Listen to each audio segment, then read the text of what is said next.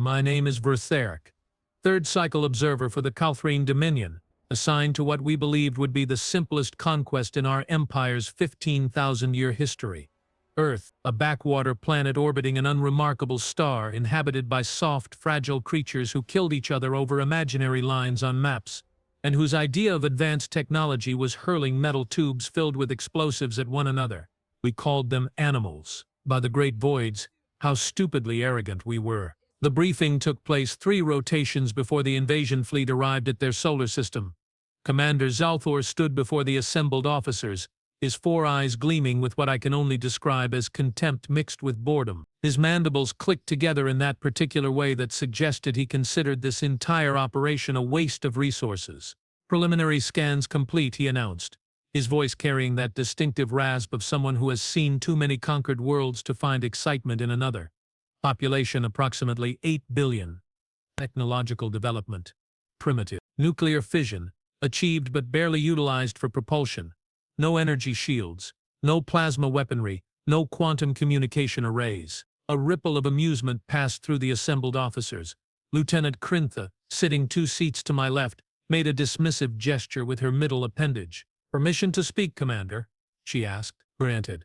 Why are we even bothering with a full military deployment? This sounds like a job for the agricultural division. Just seed the atmosphere with compliance spores and harvest the planet for resources in a cycle or 2. Zalthor's mandibles clicked again. This time, though, I detected something else beneath the sound. Caution, perhaps? Looking back, I wonder if he suspected something even then. "High Command wants a demonstration," he said slowly. "The Vex Confederation has been making noise about our recent expansion. They need to see what happens to species that exist in strategically valuable locations without the strength to defend them. These humans will serve as an example." "An example of what?" I asked.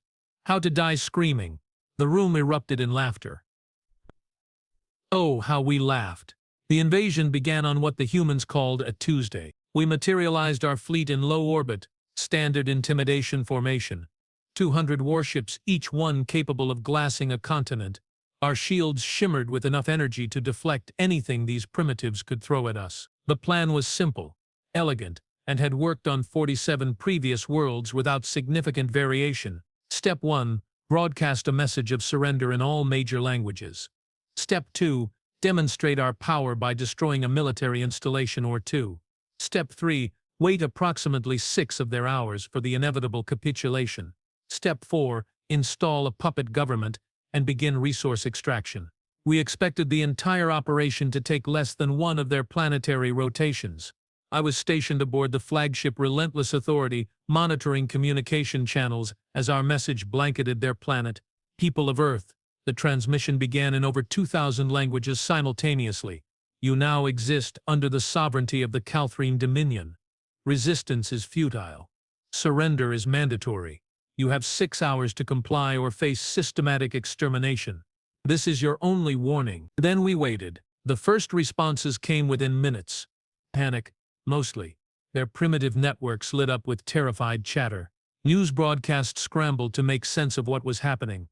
Religious leaders proclaimed the end times. Politicians argued about protocol, standard conquered species behavior. But then something strange happened. Instead of the desperate pleas for mercy we expected, instead of the immediate offers of surrender from their fractured governments, the communication channels filled with something else entirely. Laughter.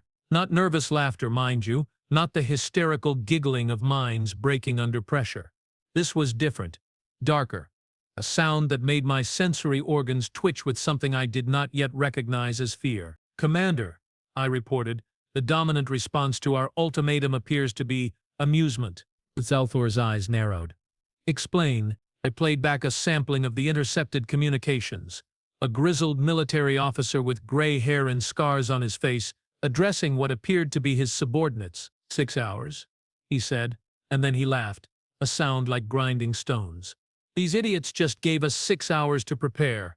Someone tell Moscow we are green-lit for Protocol Omega. Someone else wake up the folks at DARPA and tell them Christmas came early. And somebody please, for the love of everything unholy, find me the keys to the Nevada facility because we are about to show these bug-eyed bastards what humanity does best." Another transmission. This one from a scientist in what their records indicated was called Australia. Right then, she said cheerfully, far too cheerfully for someone facing annihilation. We have got 6 hours before the aliens start shooting. I suggest we spend 5 hours and 59 minutes preparing to make them deeply regret that decision, and 1 minute making peace with whatever gods we believe in. Who is with me? The responding cheer from her colleagues was deafening. A third transmission, from a young soldier who could not have been more than 20 cycles old by their reckoning. My great-grandfather fought in something they called World War II, he said quietly, checking a weapon that looked primitive but well-maintained. My grandfather did 2 tours in Vietnam. My father served in Iraq. They all told me the same thing. Humans do not do well with being told what to do, especially not by outsiders. These aliens just made the biggest mistake of their lives. They gave us an enemy we can all agree on. I looked at Commander Zalthor. For the first time since I had known him, I saw uncertainty in his eyes. Curious response, he muttered. Proceed with step 2. Destroy the military installation designated Target 17, make it spectacular. The weapons officer designated the target, a large military complex in what the humans called North America. Our scanners indicated it housed approximately 3,000 personnel.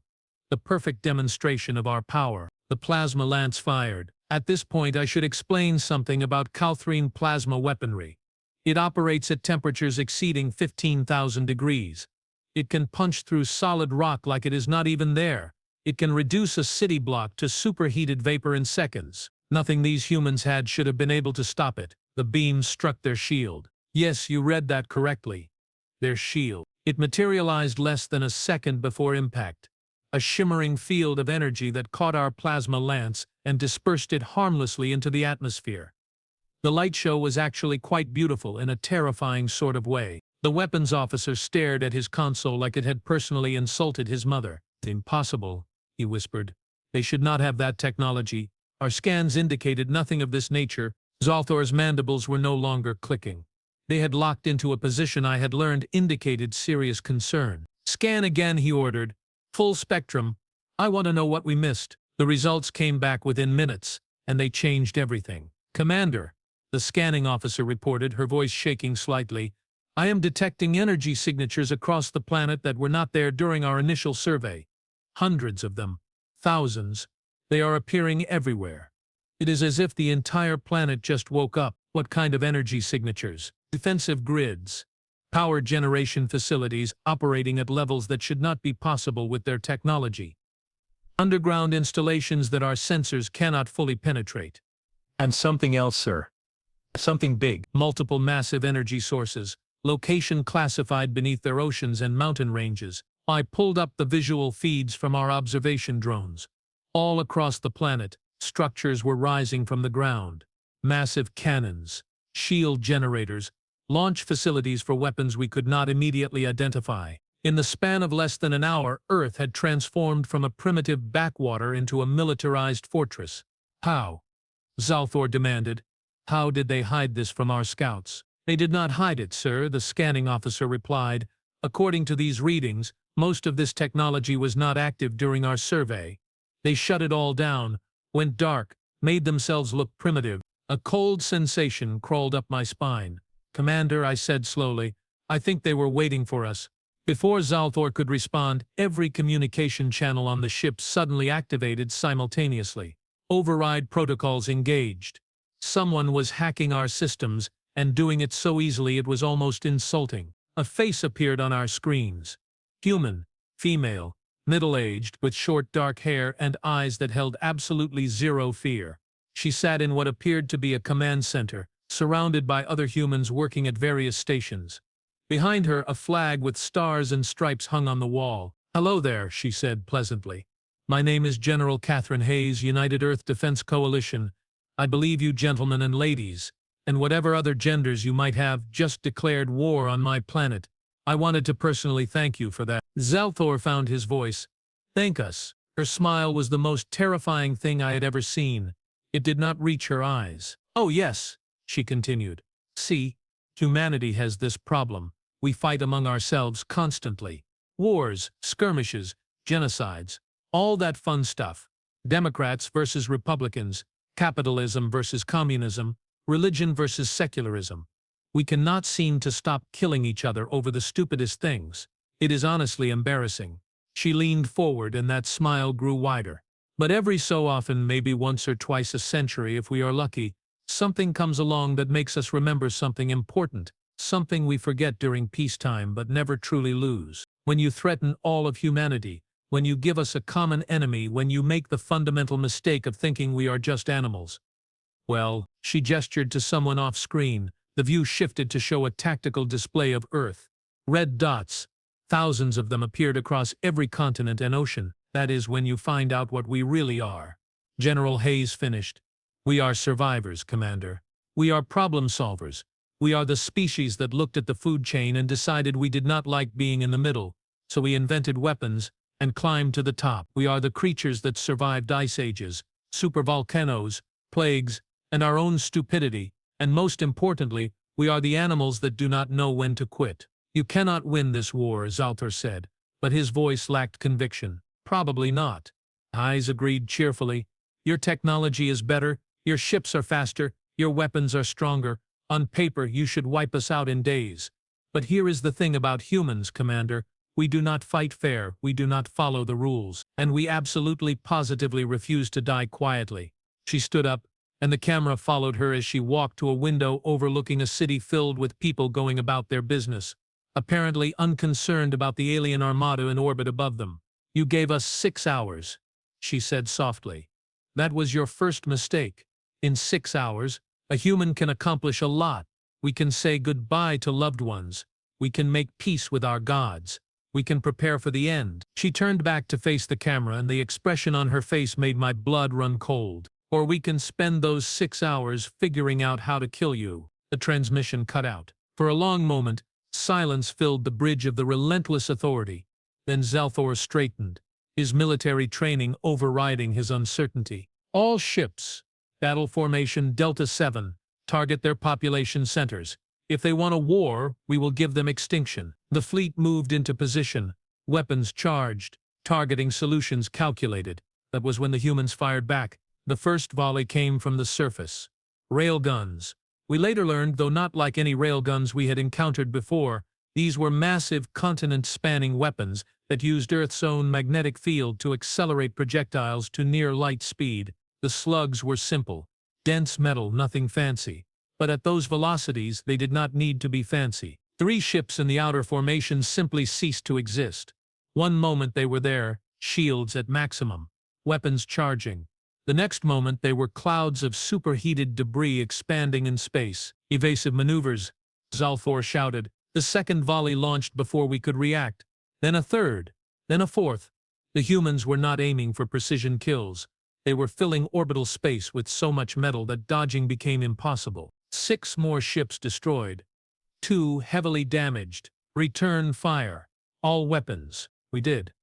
Oh, we did. Plasma lances stabbed down at the planet, targeting the railgun installations. Most were deflected by shields. Some got through, carving molten scars across the landscape. I watched one beam vaporize what looked like an entire city. Then I noticed the city was empty. Evacuated. They had known we would target it. Every target we hit was either shielded, abandoned, or turned out to be a decoy. Meanwhile, their return fire never stopped. Railguns, missiles with warheads we could not identify, directed energy weapons that somehow bypassed our shields, drones that kamikazed into our ships with nuclear payloads. 15 ships destroyed in the first 30 minutes of combat. This is impossible, the weapons officer screamed. They are primitives. They should not be able to touch us. But they were touching us. They were hurting us. And worst of all, they were learning. I watched as our tactical AI analyzed their attack patterns. At first the humans fired wildly, testing our defenses. But with each volley they adjusted. They learned where our shields were weakest. They calculated our evasive patterns. They adapted faster than any species I had ever encountered. Commander, the communications officer shouted, we are receiving a transmission from the surface. Audio only. It's, Zalthor ordered. Music filled the bridge. Human music, with a driving beat and aggressive vocals. Underneath it I could hear voices. Thousands of them. Millions of them. humans all across their planet shouting in unison, "We are coming for you! We are coming for you! We are coming for you!" It was not a threat. It was a promise.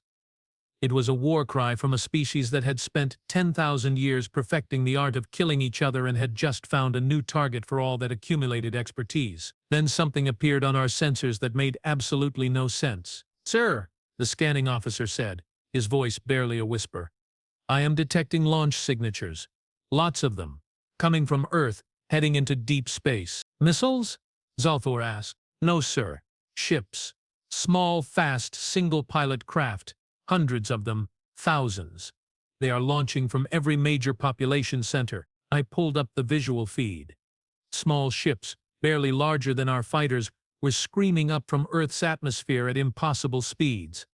They were crude, ugly things, clearly built for function over form, but they moved with purpose, forming into wings and squadrons with practiced precision. "What are they doing?" I wondered aloud. We found out 30 seconds later when the first wave hit our fighter screen. Human pilots, flying ships that were probably held together with determination and spite, armed with weapons that should not have been able to penetrate our armor. They came at us like they were not afraid to die.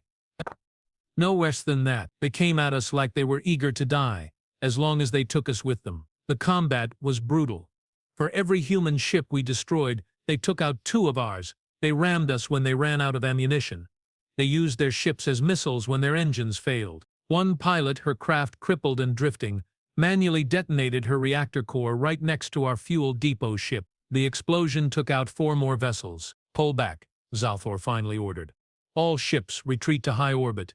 Regroup and reassess." We limped away from Earth, leaving behind 29 destroyed ships and hundreds of dead crew members. The humans did not pursue. They did not need to. They had made their point. As we reached the relative safety of high orbit, I noticed something on the long-range scanners. Ships. Lots of ships. Approaching from the outer system. "Commander, we have incoming contacts. Multiple vectors. Closing fast." Zalthor pulled up the tactical display. His mandibles hung slack with disbelief. "Those are human ships," he said numbly, "but they launched from Mars, from their asteroid belt, from their outer planets. They colonized their entire system," I realized, "and they hid it from us." More ships appeared on the scanners. Massive ones this time, emerging from behind their moon, battleships by the look of them, bristling with weapons and armor. How had we missed them? Another transmission. General Hayes again. Still smiling that terrible smile, "Enjoying the party, Commander? Because we are just getting started. See, you made 2 critical errors today. First, you assumed we were stupid. Second, you assumed we would fight fair. Neither assumption was correct." She gestured behind her, where a display showed schematics of weapons and ships. I did not recognize. Humanity has been preparing for this day since we first looked at the stars and wondered what was out there. Some of us hoped we would find friends. Others knew we would find enemies.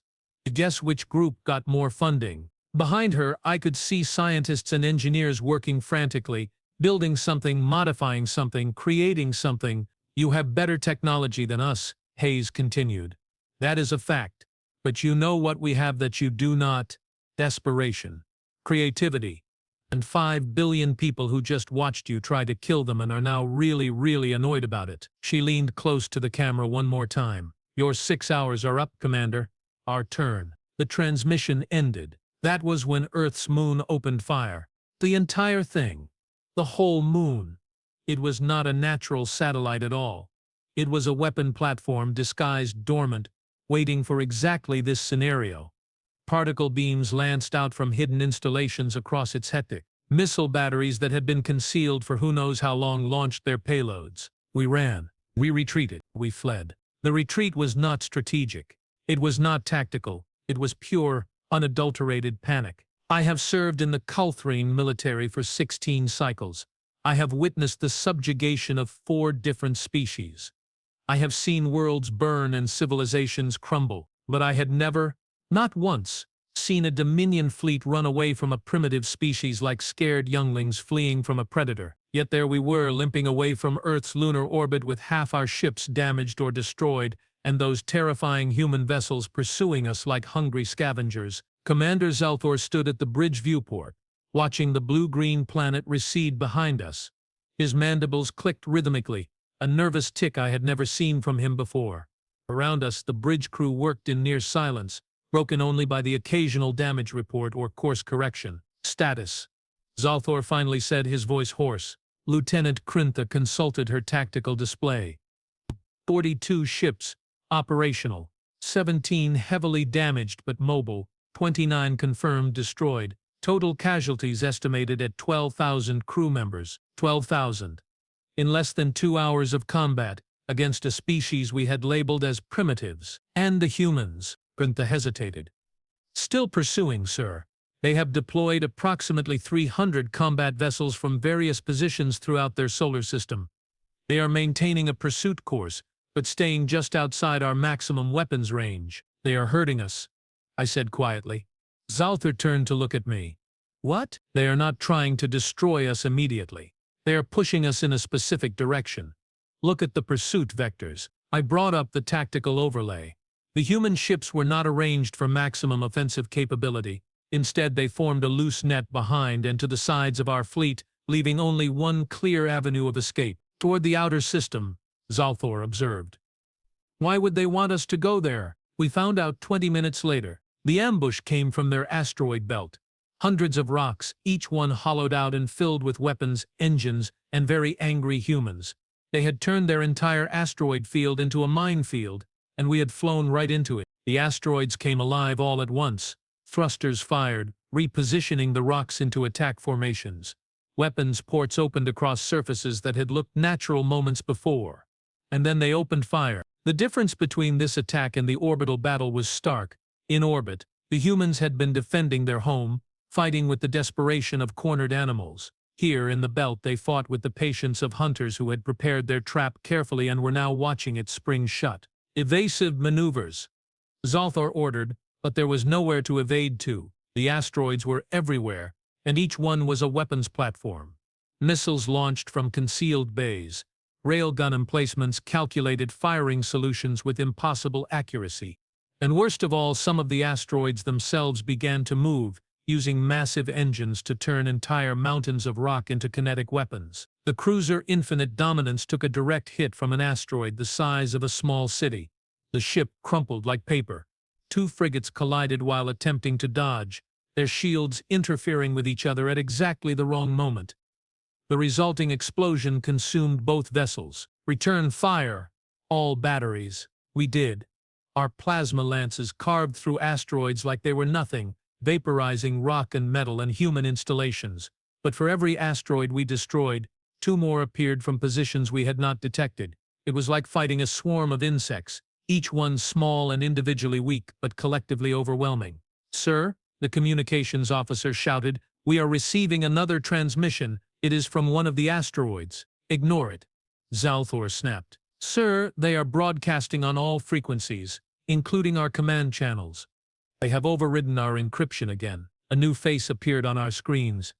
Human, male, younger than General Hayes, with dark skin and eyes that sparkled with what I can only describe as manic glee. He sat in what looked like a cramped cockpit, surrounded by controls and readouts. Behind him, through a viewport, I could see the battle raging. Howdy, Commander, he said cheerfully, his accent different from Hayes but his attitude equally unsettling. Name is Jake Torres, captain of Asteroid Base 47, though we just call her Big Bertha. Welcome to the belt. Hope you are enjoying your stay. We will destroy every rock in this belt if we must. Zalthor threatened. Torres laughed. It was not a pleasant sound. Go ahead and try, buddy. We have got about 15,000 more where these came from. You have got, what, 40 ships left? Maybe? Do the math. Even if you take out 10 asteroids per ship, you are still outnumbered 300 to 1. He leaned back in his seat, completely at ease despite the fact that death was flying in every direction around him. But here is the thing, Commander. You are thinking like a military officer. Tactics, strategy, force ratios, all that good stuff. We are thinking like guerrilla fighters. We do not care about fair fights or honorable combat. We care about winning. And if we have to strap engines to rocks and throw them at you until you leave our system, well, we have got a lot of rocks. Another asteroid collided with one of our destroyers. The ship's reactor breached, creating a miniature sun that briefly illuminated the battlefield. "See, you came to Earth thinking we were easy prey," Torres continued, his tone conversational despite the carnage. "You thought because we fight among ourselves, we are weak. But you got it backwards, man. We fight among ourselves because we are good at fighting. We have been doing it for our entire history. We have practiced on each other for thousands of years, perfecting the art of warfare." He gestured at something off-screen, and I heard laughter in the background. Other humans manning other stations, treating this battle like it was some kind of sport. "Every war we have ever fought taught us something," Torres said. "World War I taught us that technology changes everything. World War II taught us that total war means exactly that. Total Vietnam taught us that a determined enemy can defeat a superior force. Iraq taught us that precision matters. Syria taught us that warfare evolves." His smile faded, replaced by something colder. "And now you are teaching us that we were right to prepare for the worst. So thank you for that lesson, Commander. We will make sure to apply it thoroughly." The transmission cut out. "Sir," Krintha said urgently, "detecting massive energy buildup on multiple asteroids. I think they are preparing to fire something big." "Get us out of here," Zalthor ordered. "All ships, maximum thrust. Vector 095. Break through the belt and head for open space." We tried. We really did. But the humans had anticipated that too. The asteroids fired simultaneously. Not missiles or railgun slugs this time, something else. Energy weapons, similar to our plasma lances but configured differently. The beams did not try to destroy our ships. Instead, they targeted our engines specifically, crippling our ability to flee without completely destroying us. 3 ships lost propulsion. 4 more had their engines damaged. The fleet's speed dropped dramatically. "They are not trying to kill us," I realized aloud. "They are disabling us." "Why?" Zalthor demanded. The answer came from an unexpected source. A new transmission, audio only this time, broadcasting on what the humans called radio frequencies. An old technology, primitive, but apparently still in use. "All Kalthreen vessels, this is Captain Wei Lin of the UES Retribution. You are now adrift in human territory with limited propulsion and damaged weapons systems. I am authorized to offer terms." Zalthor's eyes widened. "Terms? They want us to surrender?" "Negative," Captain Wei continued, as if she could hear us. "We do not want your surrender, Commander. We want you to go home. We want you to tell your superiors, your Emperor, your High Command, whatever you call them, exactly what happened here today. We want you to tell them that humanity is not prey, we are predators, and this is our hunting ground." She paused, and when she spoke again, her voice carried a weight that made my skin crawl. "You came here expecting to find victims. Instead, you found something that has survived extinction events, ice ages, plagues, and our own stupidity. You found a species that looked at a universe that did not care if we lived or died, and decided to live anyway. You found humans." Another pause. "We are releasing gravitational anchors on your disabled vessels and providing minimum propulsion assistance. You have 72 hours to leave our solar system. If you are still here after that deadline, we will interpret it as a continuation of hostilities and respond accordingly. Do you understand these terms?" Zalthor looked around the bridge. Every officer avoided his gaze. He was the commander, and this decision was his alone. "We understand," he said finally, the words clearly painful. "We will withdraw." "Excellent. One more thing, Commander. Tell your people something for us." "What?" "We did not start this war, but if you come back we will finish it." The transmission ended, and true to her word, our disabled ships suddenly lurched, as external forces began pushing them toward the edge of the system. Gravity anchors, the humans called them, technology they supposedly should not have had for another 1,000 years of development. The retreat took 3 days. 3 days of limping through space, watching the human vessels maintain their perimeter around us, never attacking but never letting us forget they were there. 3 days of tending to our wounded and cataloging our dead. 3 days of silence on the bridge, as we all processed what had happened. On the second day, I was reviewing the tactical recordings when I noticed something. I pulled up the footage from the initial orbital battle and ran an analysis on the human attack patterns. What I found made my blood run cold. "Commander," I said, bringing my findings to Zalthor's quarters, "I need you to see this." He looked terrible. His mandibles hung loose, his eyes were dull, and his carapace had lost its usual sheen. Command failure took a toll on our species, and Zalthor was experiencing it fully. What is it, Vrath? I showed him the analysis. The human attacks during the orbital battle, I thought they were random at first, probing our defenses. But look at the pattern. The display showed the progression of the battle with each human attack highlighted.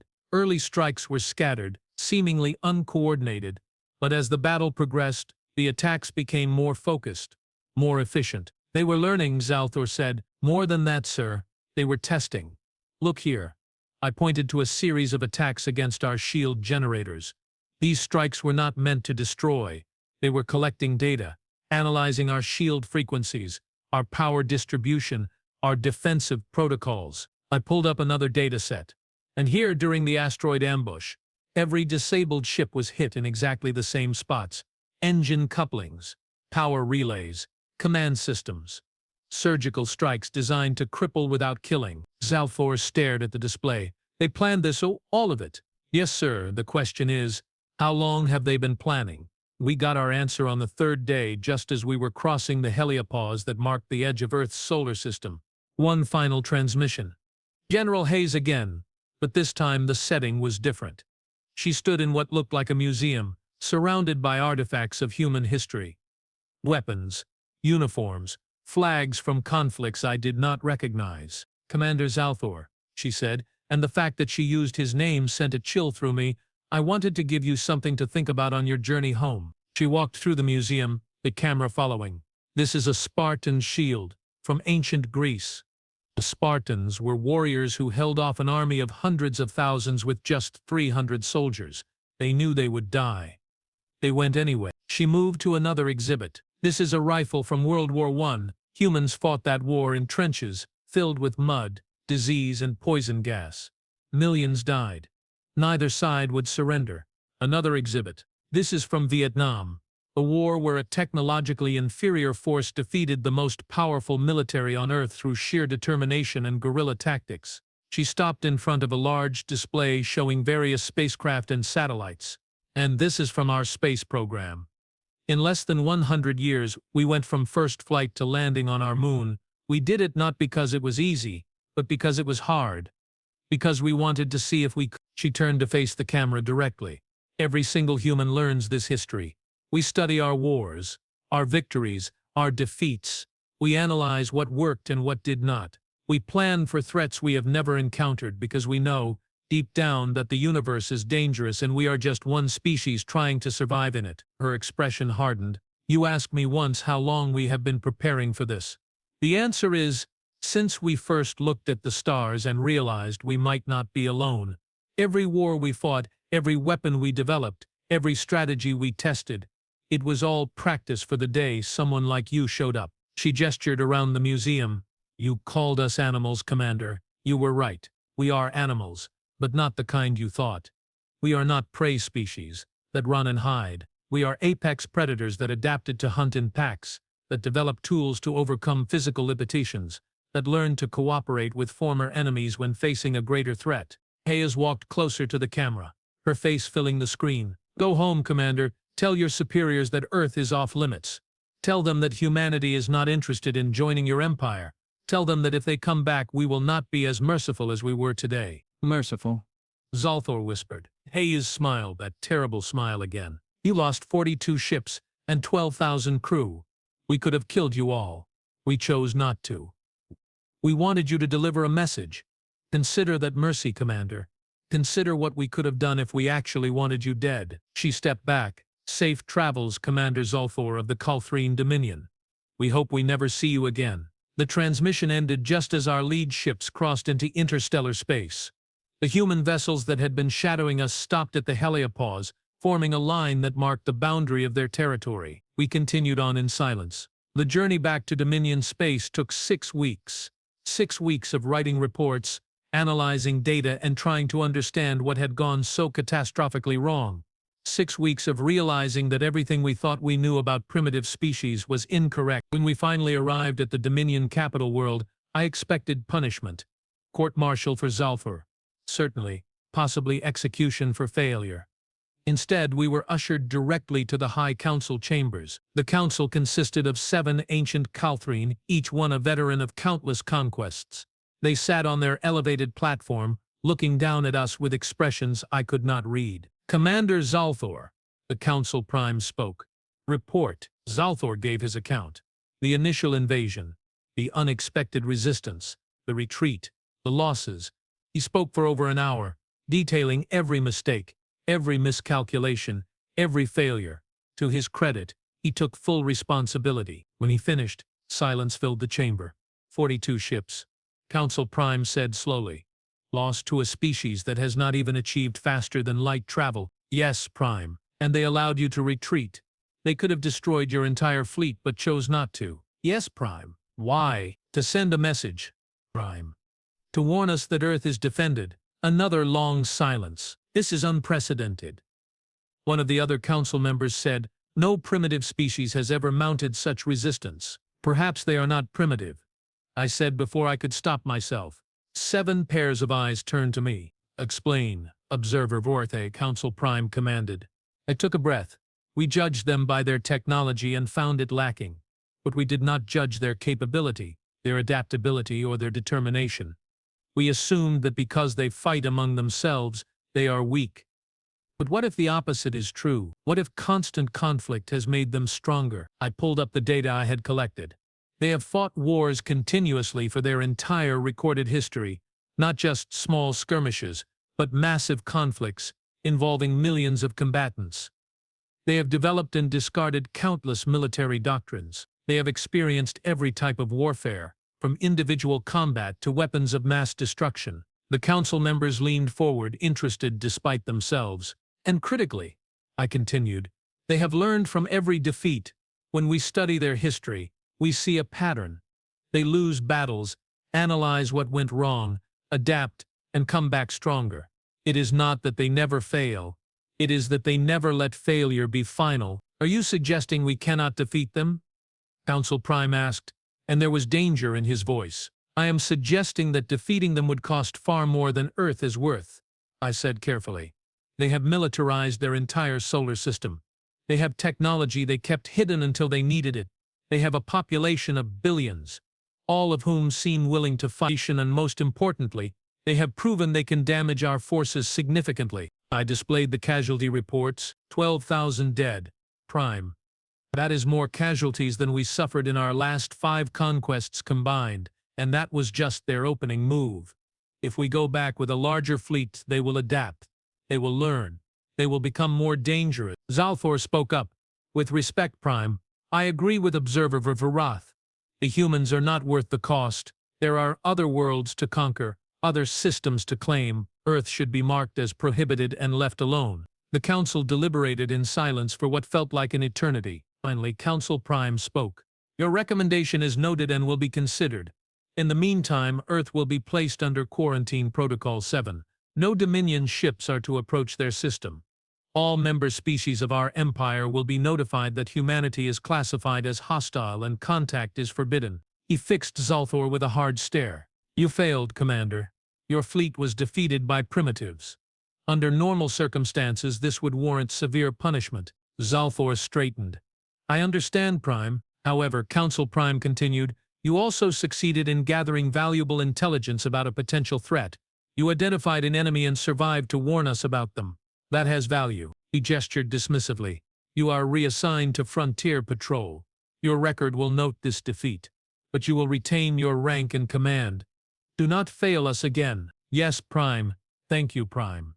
As we left the council chambers, I felt a strange mixture of relief and unease. Relief that we had survived. Unease about what we had learned. "Vrath," Zalthor said quietly as we walked.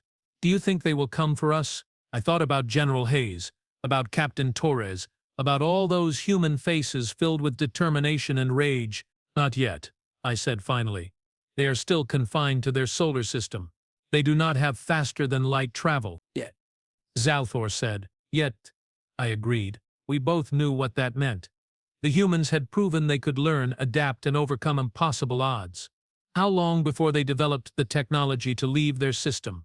How long before they came looking for those who had attacked them? A week later, I was reassigned to Intelligence Division, specifically to a new department being created to monitor Earth.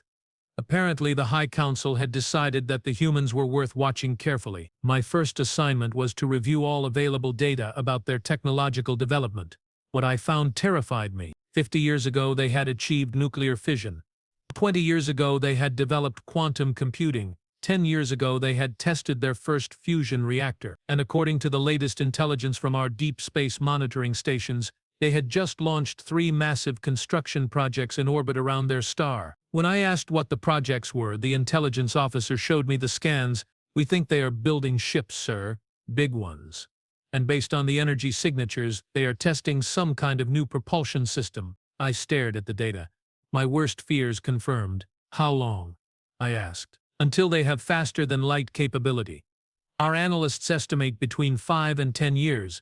Maybe less, if they are as adaptive as your report suggests." 5 to 10 years. A blink of an eye in galactic terms. That night I wrote a report for the Council. In it I outlined my assessment of the human threat. I recommended increased monitoring, defensive preparations, and diplomatic outreach once they achieved interstellar capability. But in a separate encrypted file that I kept for myself, I wrote something else. A personal journal entry that summed up everything I had learned. We called them animals.